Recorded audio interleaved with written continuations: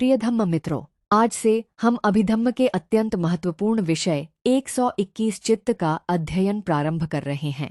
अभिधम्म का नाम सुनते ही बहुत से लोगों के मन में यह विचार आता है कि यह विषय बहुत कठिन होगा, लेकिन वास्तव में ऐसा नहीं है। भगवान बुद्ध का धम्म कठिन नहीं है, बल्कि गहन है। यदि इसे सही क्रम में समझा जाए तो यह अत्यंत सरल, व्यावहारिक और जीवन को बदल देने वाला ज्ञान है। आज हम जानेंगे कि चित्त क्या है और कितने प्रकार का है।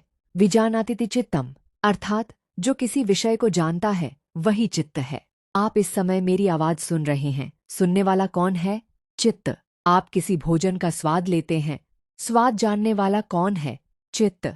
आपको कोई पुरानी घटना याद आती है, उसे जानने वाला भी चित्त ही है। इसलिए भगवान बुद्ध ने कहा कि जीवन का प्रत्येक अनुभव चित्त के माध्यम से ही होता है। यदि हम एक दिन का ही निरीक्षण करें तो पाएंगे कि हमारा चित्त बार बार बदलता रहता है। सुबह कोई शुभ समाचार मिला, चित्त प्रसन्न हो गया।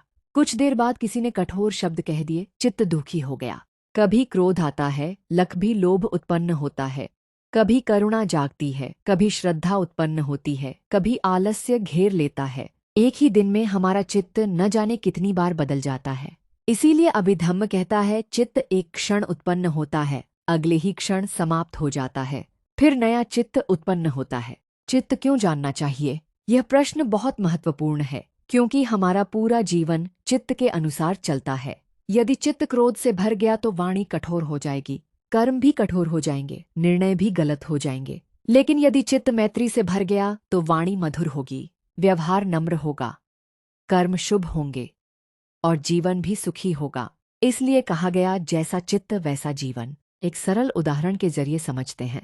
मान लीजिए किसी व्यक्ति ने आपकी प्रशंसा की, तुरंत आपका चित्त प्रसन्न हो गया। कुछ समय बाद उसी व्यक्ति ने आपकी आलोचना कर दी। अब वही चित्त दुखी या क्रोधित हो गया। ध्यान दीजिए, व्यक्ति वही है, स्थान वही है, लेकिन चित्त बदल गया। यही कारण है कि भगवान बुद्ध ने संसार को बदलने से पहले चित्त को समझने और बदलने की शिक्षा दी। चित्त सभी कर्मों का अग्रदूत है। मन ही प्रधान है।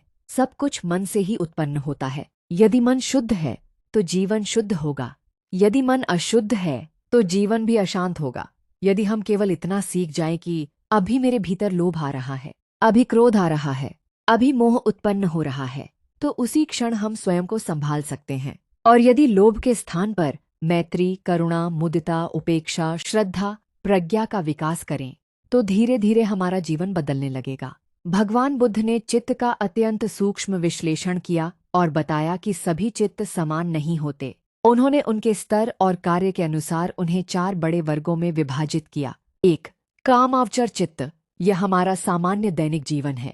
जब हम देखते हैं, सुनते हैं, गंध लेते हैं, स्वाद लेते हैं, स्पर्श करते हैं, सोचते हैं, तो अधिकांश समय कामावचर चित्त ही कार्य करता है। इसी चित्त में लोभ आता है, क्रोध आता है, मोह आता है, दान होता है, शील का पालन होता है, श्रद्धा उत्पन्न होती है, करुणा जागती है। हमारा अधिकांश जीवन इसी चित्त में व्यतीत होता है। 2. रूपावचर चित्त।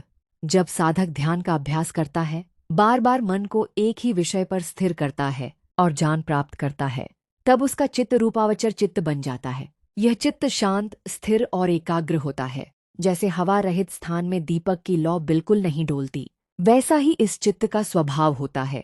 3. अरूपावचर चित्त। जब साधक रूप के आधार को भी पार कर जाता है और अत्यंत सूक्ष्म समाधि में प्रवेश करता है, तब अरूपावचर चित्त उत्पन्न होता है। यह सामान्य मनुष्य के अनुभव का विषय नहीं है, यह अत्यंत उच्च ध्यान की अवस्था है। 4. लोकोत्तर चित्त। यह चारों में सबसे श्रेष्ठ चित्त है। इसी चित्त द्वारा साधक सोतापन्न बनता है, सकदागामी बनता है, अनागामी बनता है और अंत में अरहंत बनता है। यही चित्त निर्वाण का साक्षात्कार करता है। इसीलिए इसका नाम है लोकोत्तर, अर्थात संसार से परे का चित्त है। साधक अपने चित्त को शुद्ध करते हुए सर्वोच्च अवस्था तक पहुंचता है। अभिधम्म केवल पढ़ने का विषय नहीं है, यह अपने मन को देखने का विज्ञान है। जब हम अपने चित्त को पहचानना सीख लेते हैं तो धीरे धीरे लोभ, द्वेष और मोह कम होने लगते हैं, और जब ये तीनों जड़ से समाप्त हो जाते हैं तब वही साधारण चित्त लोकोत्तर चित्त बनकर निर्वाण का अनुभव करता है।